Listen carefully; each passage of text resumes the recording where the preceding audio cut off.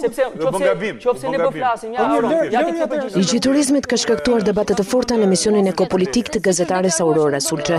Opozita e ka konsideruar ligjin antikushtetues. Ligji për turizmin është antikushtetues sepse dhunon drejtat e pronarëve.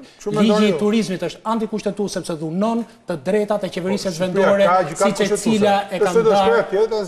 Gjykata kushtetuese ka marrë 4 herë vendime. Ç'është kjo qeveri kaq ignorante? Për çështjen e pronave jam shumë dakord me zotin Maltezi, biles do të ishte kryevepër sikur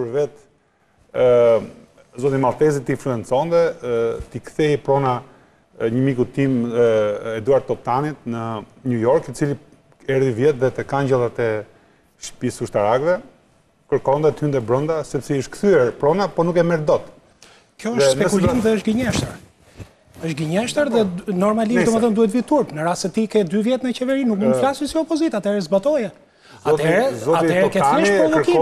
Ke thjesht provokim. Zoti Toptani erdhi me letra në dorë, nuk ke argument, merresh me provokime.